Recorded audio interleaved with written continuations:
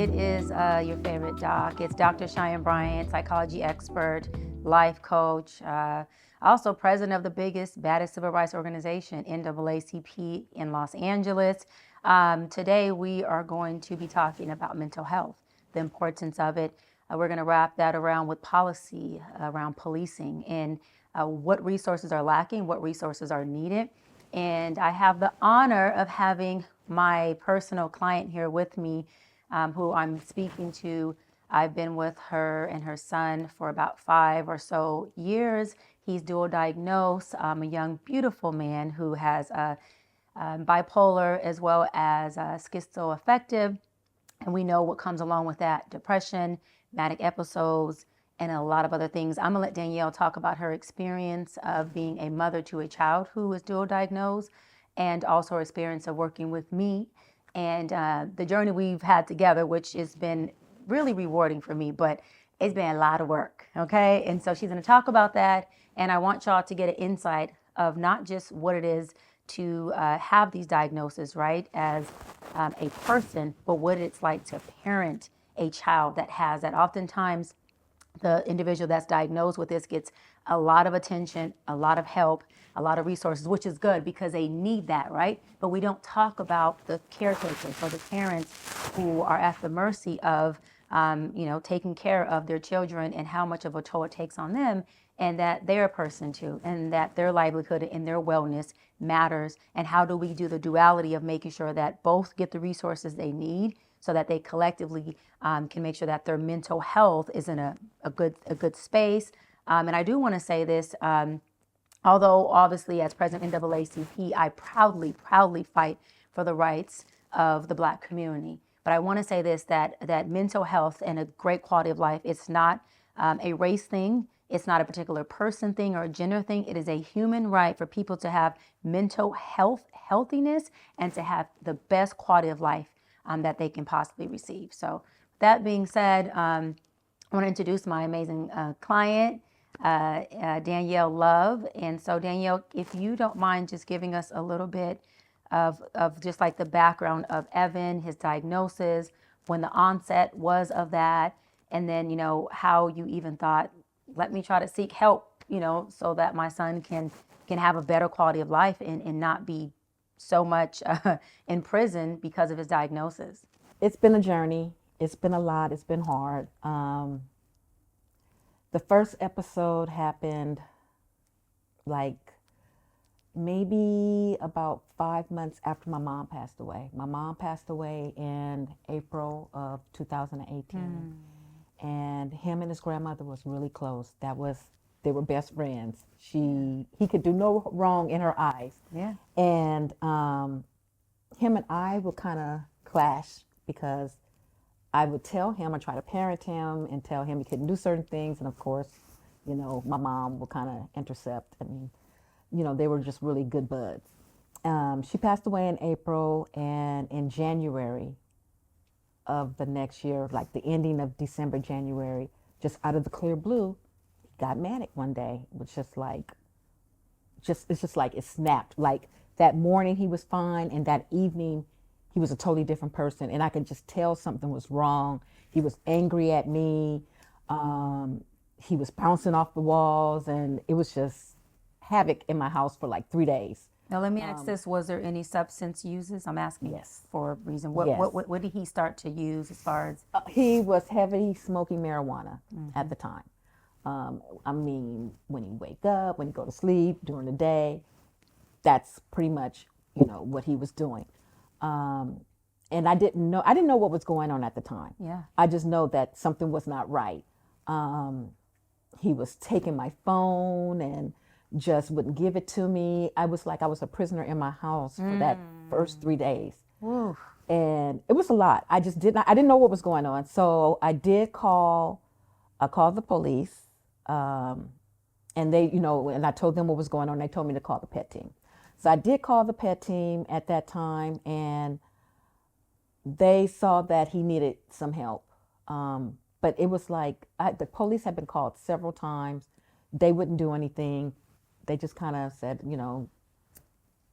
calm down or whatever, and just kind of brushed it off. And so once I finally got the pet team to come, they noticed that he did need some help. Yeah. And so they actually had the ambulance to come, and they took him to the hospital. And Was the pet team arriving and coming to remove him from the house, was that a traumatic experience as well, or what was that like? I was happy that they said that they were going to go take him to the hospital to get him some help, because I knew he needed the help. It was really hard to see that because he wouldn't go with them on his own. So basically, the police had to help him on the gurney. They had to strap him down. That part was hard to see. Yep. I knew they had to do it, but that part was hard to see because it was just kind of like, I'm forcing my child to do this. This is traumatic for him and for myself. Yep. And it was so funny because I had just moved in my house that I was at. And of course, brand new neighbors and everything literally have been there. We were only there for like maybe a week and a half. And then this happens. So they take him to the hospital. They took him to Los Angeles. He was there for about maybe 2 weeks. Is that where they diagnosed him? They were the first ones to diagnose him. And what was his initial diagnosis? First, she said, I see. She said, first she was like, I really don't know. She said, first I see maybe bipolar. I said, I can see that because I know he was kind of always a moody child. Like, he'll just be mad and then he'll be okay. We'll talk about it. I could see the ups and downs. Once she said that, I was like, I can see that. Yeah. I can see it. And then the next day she was like, I said, do we have any more information? What's going on? And she was like, I think he's schizoaffective. And I'm like, what? And I'm like, what do you mean? And I couldn't understand like what she was, I understood what she was saying, but I couldn't understand what she was saying. Right. And at the end, she diagnosed him as schizoaffective with a base of bipolar. Yeah. And he was there for a while. They had him on a 50-50 hold, 51-50 hold. And of course, it went to the 14-day. Yep. And it was crazy. Then it was time for him to come home because he can't stay there. No, he can't stay long-term. there. So he came home and Medication? they gave him medication. And he stayed with me for about maybe 3-4 months. And it was like having a small child in the house again. I would tell him, I need you to take your medicine. Sometimes he would take it. Sometimes he wouldn't. And sometimes he wouldn't. Now, at this time, he's 20. He's a grown man. Yeah. I cannot make him take his medication. But I knew what happens if you don't take your medication, we got this problem. He goes into so manic. He has an literally, episode. I had no life because basically it was, I had to take him everywhere I went, or I had to have somebody watch him or something. I just didn't want to leave him alone. And it was just got to a point of me trying to make sure he takes his medicine. It was just, that was my goal. Every night, you need to take your medicine. You need to take your medicine. The medicine was locked up. I had it to give it to him and everything. And like I said, sometimes it was good, sometimes it wasn't. But it was like, I can't live this type of life. Yep. And of course, what he started doing was smoking marijuana again. More. Yep. And it just got worse and worse and worse and worse. And it was just kind of, then he didn't want to take medicine at all.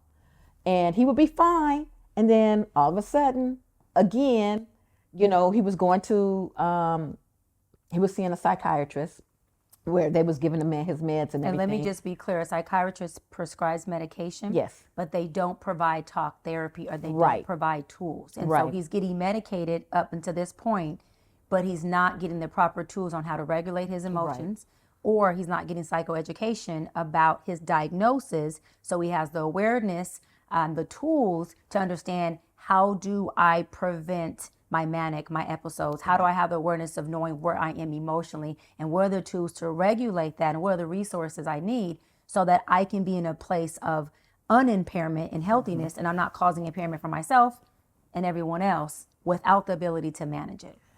Exactly. So once he talked to that doctor, he said he needs to talk to someone. Yeah. He needs to talk to someone. And, he would go there. I was able to get him to go there. They would give him his medication. It was like, we really need him to stay sober for a while because we want to find out what's causing this? What happens? Like all of a sudden, this kid is full blown, got this this condition. Where did it come from? Is it, is it from drugs? Was it drug induced? Yeah. Was it really mental? What's going on? So they really didn't know. So he did tell me to go talk to somebody. So I called this insurance, and I was looking through books trying to find somebody for him to talk to and everything.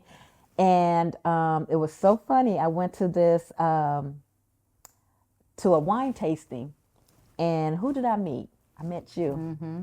Yeah, I met you, remember. and you mentioned that you were a life coach and that a therapist, and I talked to you and I opened up, and I don't normally do that, and I opened up and I told you about him.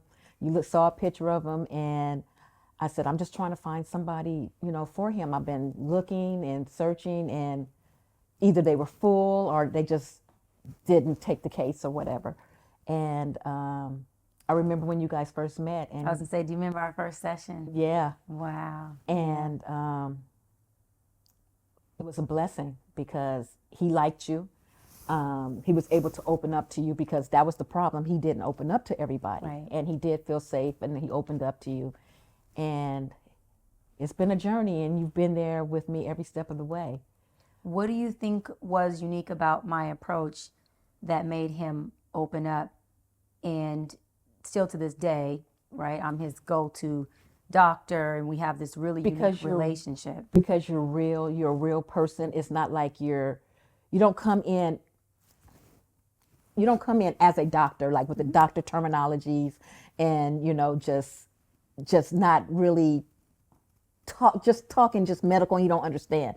It's layman's terms. You're talking to him, you telling him what he needs to hear. You give him that tough love when he needs it, and then you give him the tools that he needs to have in order to make himself feel better and deal with a lot of things. And you guys clicked, and it was good. It was really good. And you've helped me out a lot too, because it was hard for me to navigate this whole thing. I mean, because I didn't know what to do. I had never experienced this. Mm-hmm. It was a lot. And mind you, my mom had just passed, so it was a lot. I still have not unpacked my mom's death because Evan has basically, it's been a whirlwind. He's consumed everything. It's consumed my life. It's consumed my life. He has. So you haven't been able to even process your stuff because his concerns have definitely consumed you. Absolutely. And I love that you just said that, because that pivots me into when he was in the dual diagnosis home, and he called me and said, Dr. Bryant, send me an Uber. I'm leaving. Right? Yes. And I said, Evan, I'm not sending you no Uber. You cannot leave that place. You called me a few hours later and said, Evan just broke into my house and he's back. I said, oh, so he AWOL, he left the place. And you said, yes. And you said, I don't know what to do because this has become a pattern that he'll leave the homes, everything's locked up, he'll break into the garage, he's in the home, and I come home and I'm just like, oh my God, Evan, how did you get here? I don't know if he's manic, I don't know if he took his medication, if he didn't. Right. And I think at one point he either broke the window or came through the window. Something had went on. He came through the window, it was open. He came through the window, and I came home and there he is on the couch. Hey, Mom. I'm like, what are you doing here? Why are you here? Why are you here? And I remember that was our first conversation when I said, Danielle, you're gonna have to create boundaries. And you said, what do you mean? I said, you're gonna have to create boundaries. Although he has this diagnosis, he's still your child. There still has to be boundaries and discipline. And you said, what does that mean? I said, you are gonna have to set a boundary that he can no longer come there. And if he comes there, you have to let him know the consequence to breaking this boundary is, I'm going to have to call the police. Yeah. And that was the hardest thing. That was the hardest thing to actually say to your kid, you cannot come here and be here anymore. Now, I did not want him in the streets. I don't want him to be homeless. You made that very clear. But that's always been my thing. But I had to learn how to establish boundaries. Now I have those hard boundaries. He knows he can't come home. I don't know what you're going to do, how you're going to go ahead and handle it, but you can't come here. And it's gotten to the fact now he doesn't even know where I live, which I feel bad about that. Right. But it's another thing of tough love where if he doesn't know where exactly I am, then he has no choice but to try to navigate and figure it out and work his way through in the it. home that he's in. Right. And the main issue, let me say this, the boundary and consequence was not to put him in jail. No. Because we made it very clear that when you do call 911, you say, my son is dual diagnosis. I'm not calling for him to be arrested or put in jail. He has a mental illness, and this is what it is. And it was more about teaching him a boundary and showing him that I'm going to reinforce this boundary. Right. So that he learns discipline while he's also learning other tools on how to navigate his diagnosis. Right. And it's worked. Of course, he's still in his diagnosis. Yep. Nothing's perfect. But from there, Evan has been in these homes. He's been in different homes because we've had to fight to get him in different homes. He's AWOL, or there's been an issue, or we call the pet team, or I'm calling the hospital, or I'm calling the psychiatric ward, or I'm on the phone with him, or he's crying. Poor baby, he's crying at the top of his lungs, and I'm on the phone with him. But he stayed in these homes. You were able to move peacefully. You were able to step out and actually open up your own business now because the boundaries that you set were not, again, to consequence him for more harm or impairment. It was to teach him a lesson that, Evan, with or without your diagnosis, there's a big world out there. And if we don't teach you boundaries and discipline, you're going to end up in a worse position than you're in. Yep. And now what I love is he may joke about, well, where do you live? But it's not even as forceful as it was before. It was, I'm coming home. I don't care what you say. I'm in the house.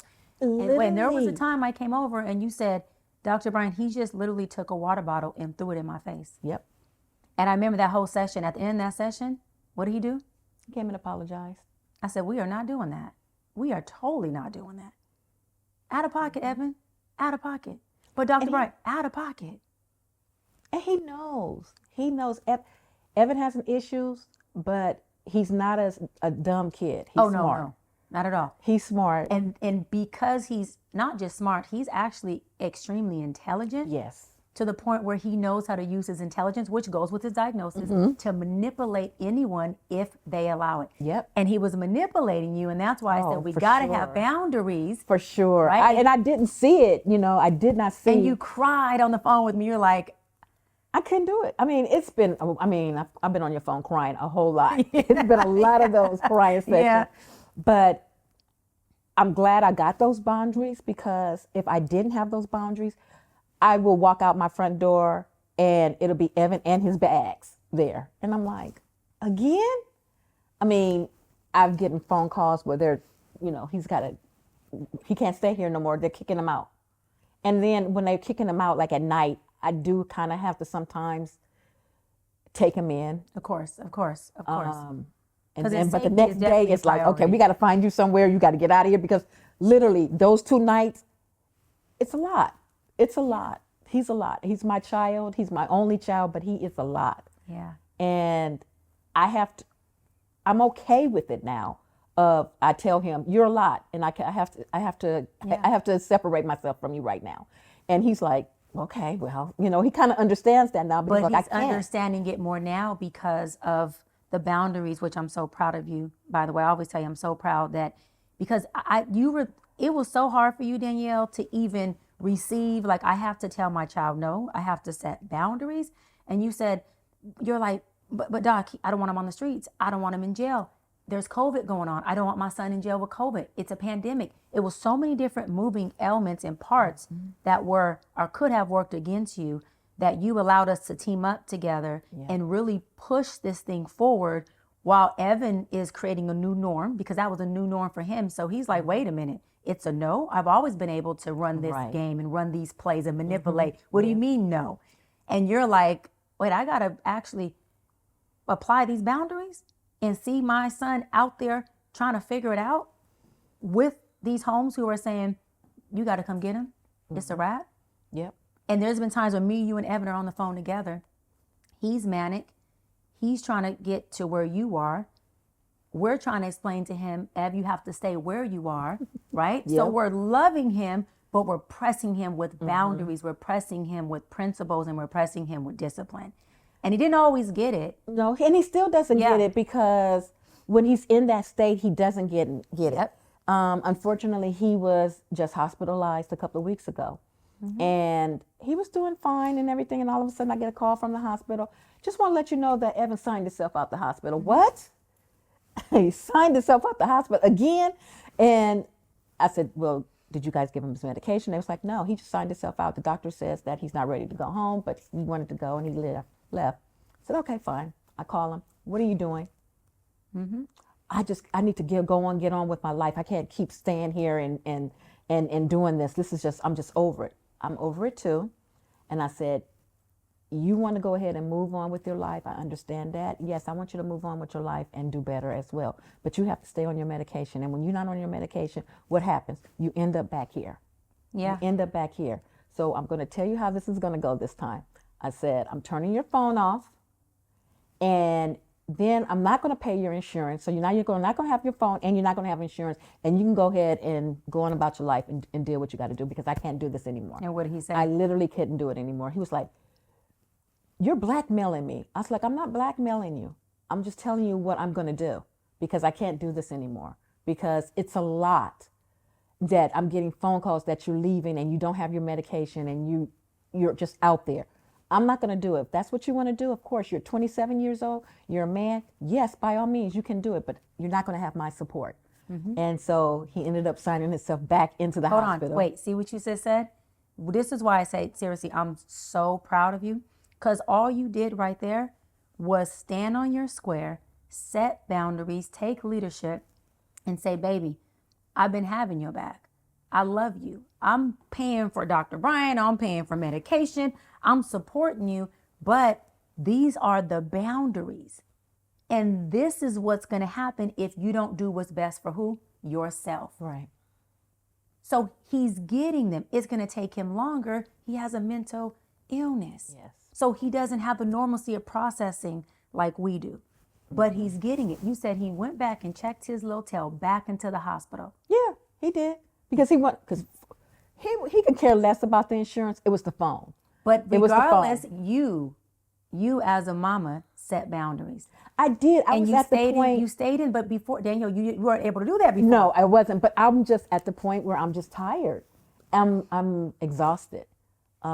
This has been a hard journey, hard.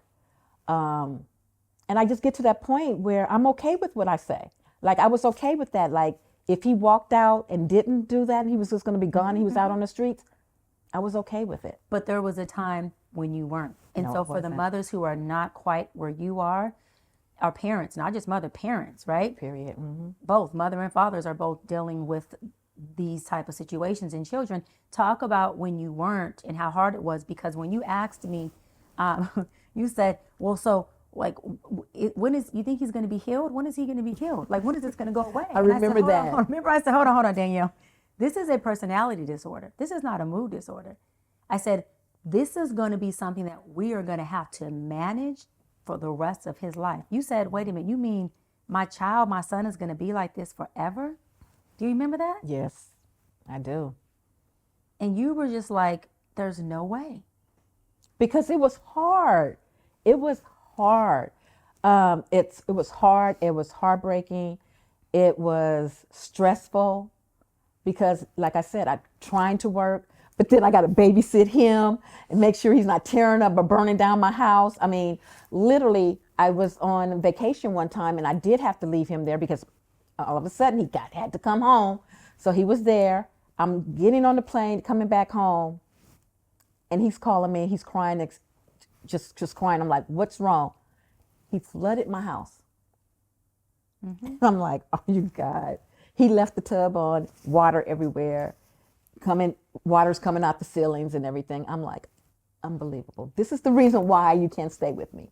This is the reason why. Yeah. So it was like I had a few days of rest, and the minute I landed back down to reality, I had to go deal with him and all that issues. Immediately. Immediately. Talk about the difference between when he consistently stays on his medication and when he doesn't, because there was a time where I popped up on him. It wasn't our session day, anything. I just, something in my spirit said, pop up on Evan at one of the homes he was staying in. And when I popped in, he was in group. And I said, can you get him out of group? When he came out of group, he just had this stare like he was looking all the way through me.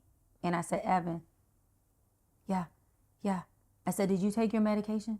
And he just started crying. They won't give it to me. No. And he went into, and I'm hearing voices. Tell him to stop. Do you remember when I immediately called the house manager and said, where in the fuck is his medication? Yeah. Oh, we had the psychiatrist cancel it. In the middle of this young man taking his medication, and he's in group, and you can't tell that this boy is manic right now? Right.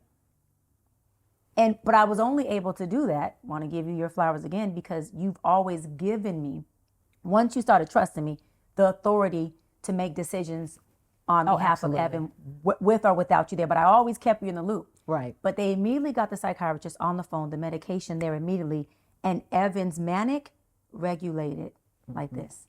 And when I called you, I said, Danielle, I got there and they are denying him his medication. You were like, what? I said, no, we've already got the psychiatrist on the phone. They've already re-prescribed it, and his medication should be there in a few hours. When I tell you the horror on Evan's face, like he literally was looking at me like he was looking through me. And when I said, where is your medication?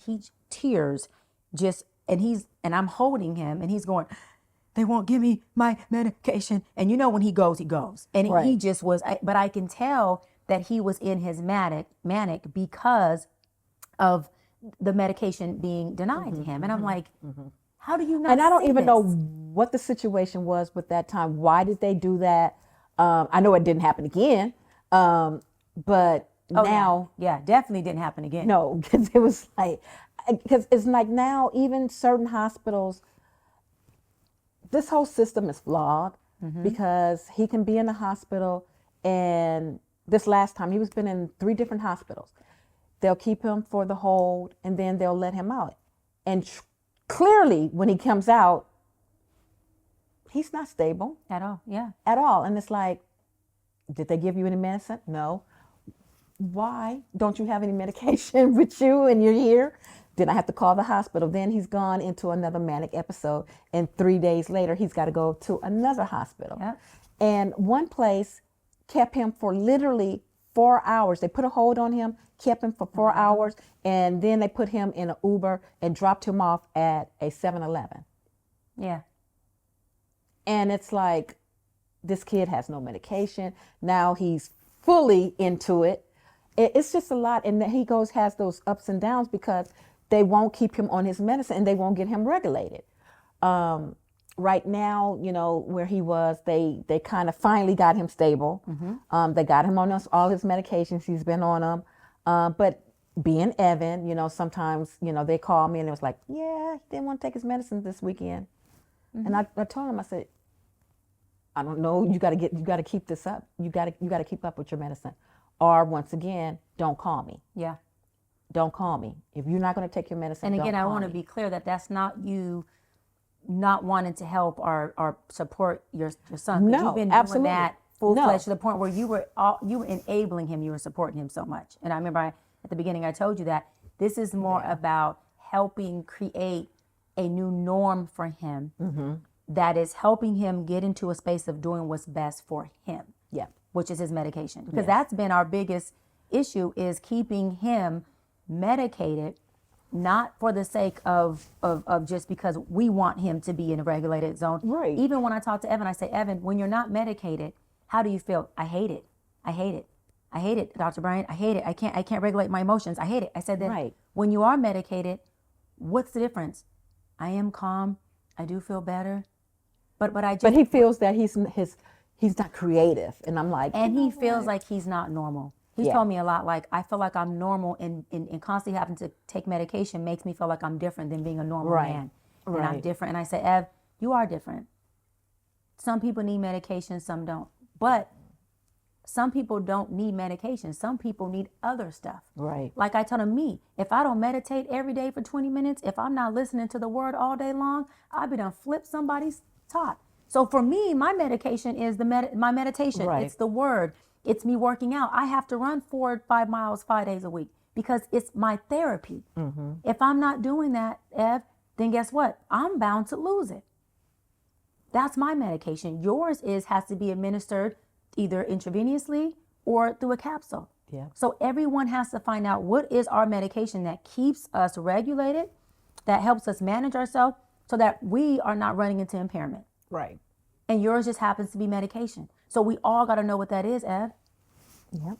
And so when we have that conversation, he goes back into understanding that medication is good for him. Right. And then a couple weeks or a month later, with it. and there was a time where I had him calling me. Anytime he had to take the Vega shot, I said, call me. I'm going to stay on the phone with you. Because remember, he had to administer it himself. had to do it I said, I'm going to himself. stay on the phone with you while you administer it. Call me. I don't care if what I'm doing, I'm stopping. He would call and say, Dr. Bryant, it's time. And then he'd poke his, I say, okay, did you get it in there? Yes. Okay, the medication has been taken. Yes. Okay, I love you. I love you too.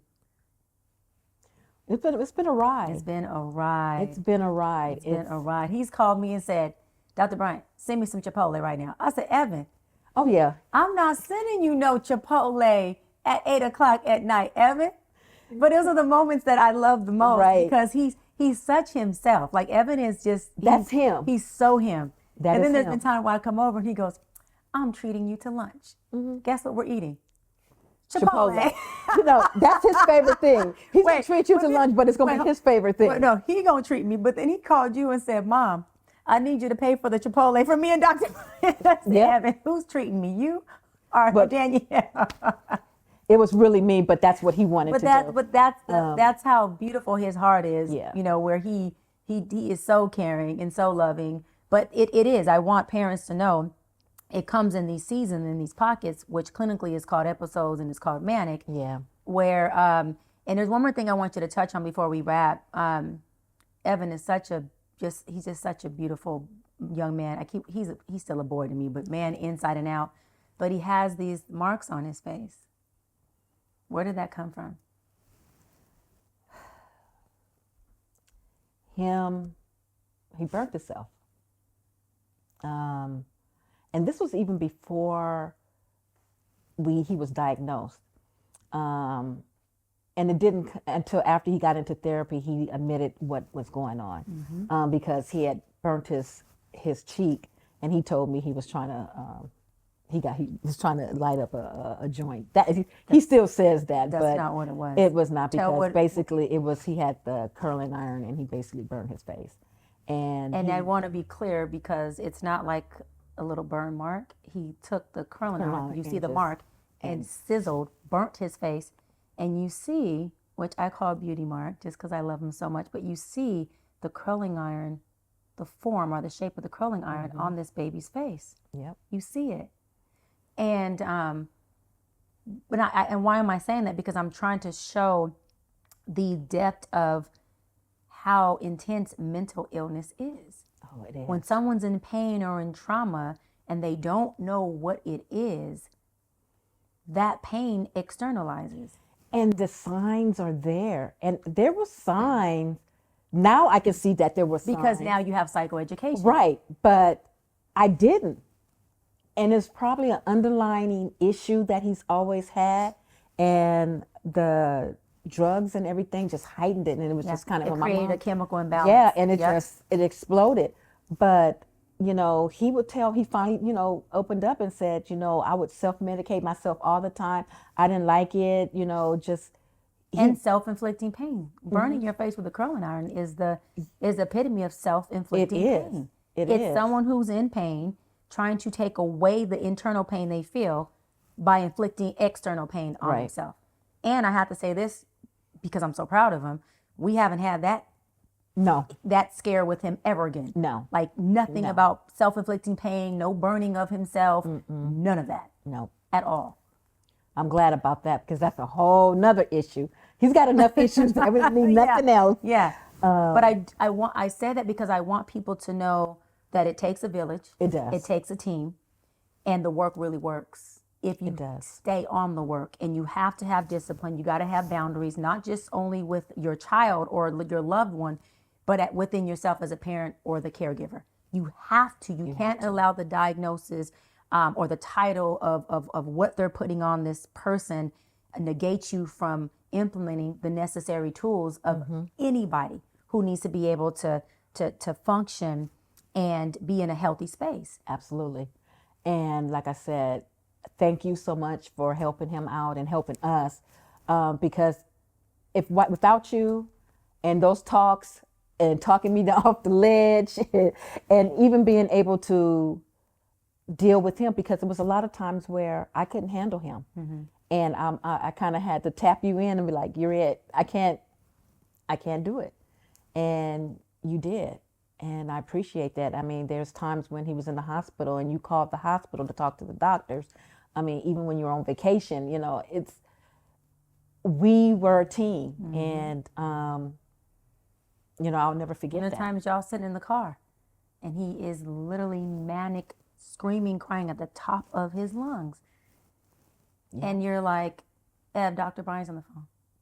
And little by little, he's regulated. And there's been one time out of the 5-6 years I remember, and because all the other times, even when the psychiatric ward calls me, the homes call me, we can't regulate him. The only person he says that can regulate him is Dr. Bryant. Call Dr. Bryant. Call Dr. Bryant. I get him on the phone. He's and then about 2 minutes into it, You're able to redirect him. he's regulated. He's redirected. The one time, which you know, because I've been doing this for so long, I don't personalize anything. I think it's funny and it was adorable. Someone who's not trained wouldn't have thought that, but on the phone, you told him, I'm calling Dr. Bryant. And he said, and you told on him. Once y'all got me on the phone, you told he was mad at you for telling on him. You said, tell her what you said. And he wouldn't say it. And you said, F Dr. Bryant. Dr. Bryant could suck mine. Yep. And I said, Ev, that's what you said? He was like, yeah, because I was just mad. Remember, I didn't mean it. I was just mad. I said, that's okay. I still love you.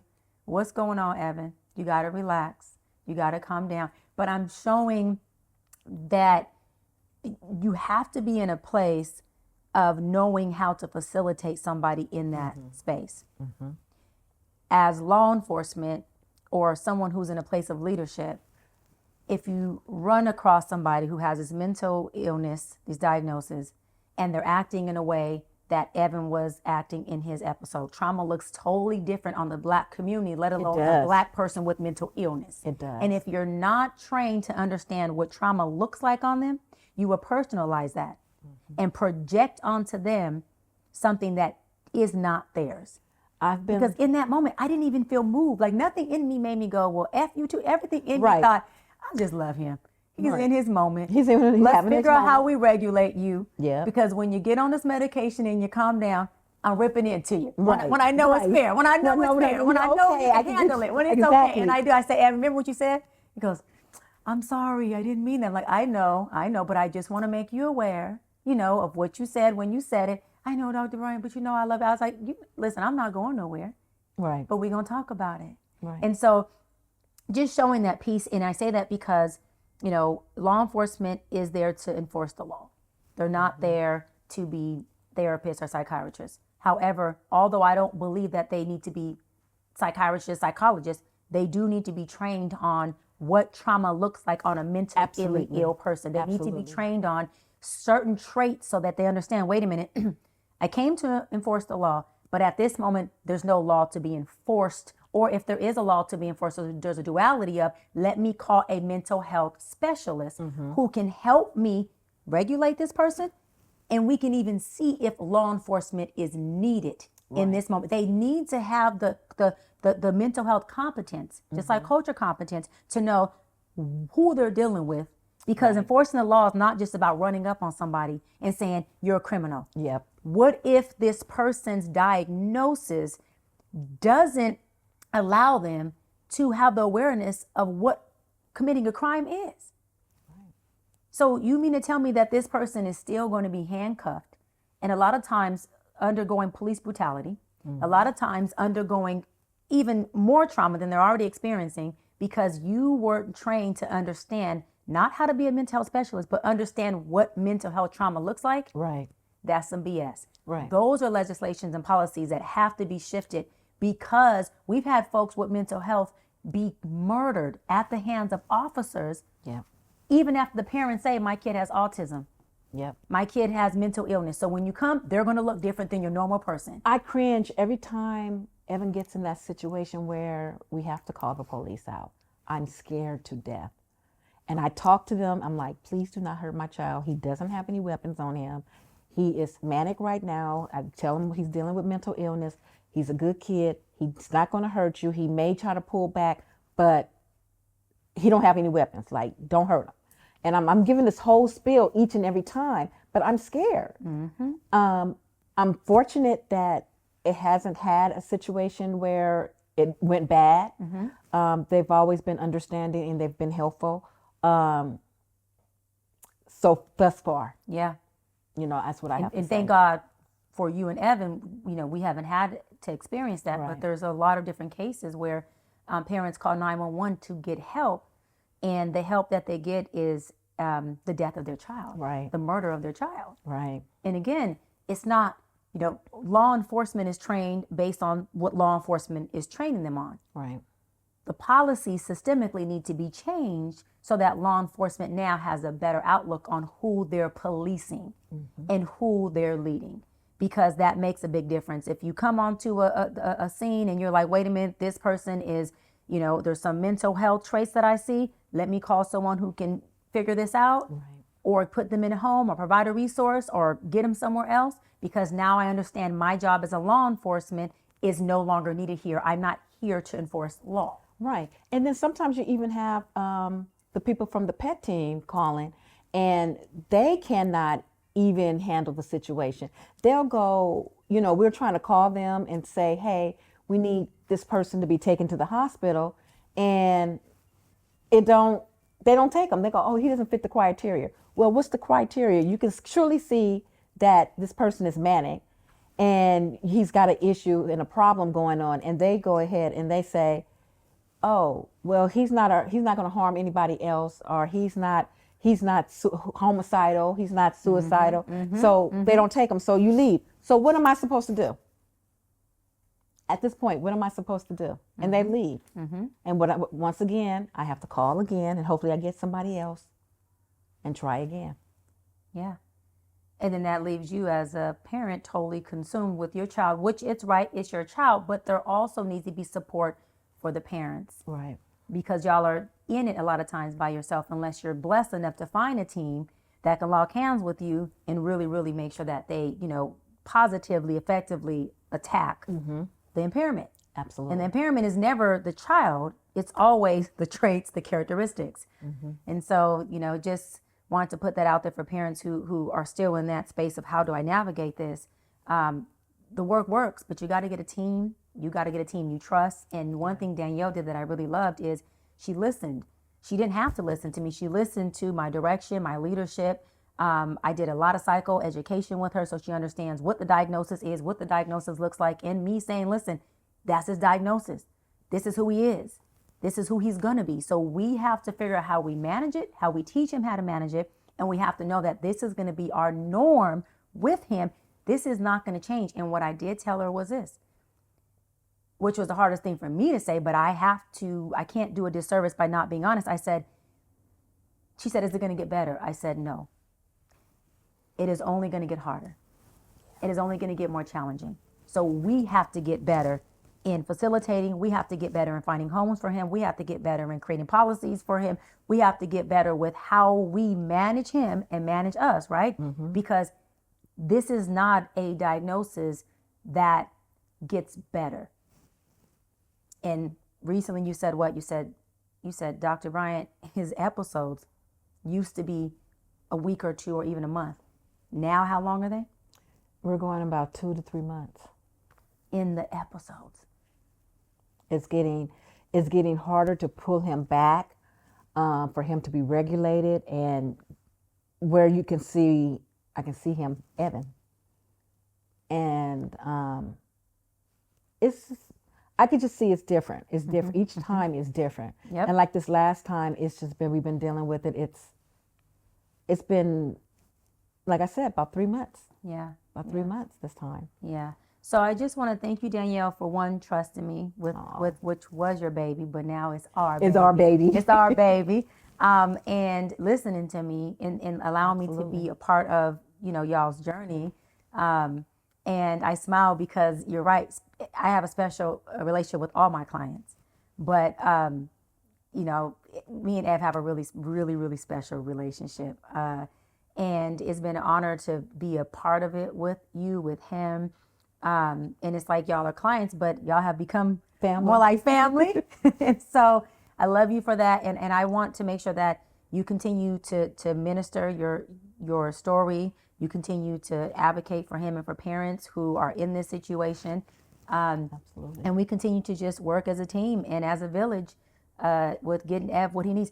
There's been most of the time too, all the time, my mom, who's my operational manager, right? You working with her, trying to find him houses, placement, insurance, this. So when I say a village Yeah. and a team, We got it. we pulling for it. Yeah. So thank you. I love Thank you. I love you too. And let's keep working. Let's keep working.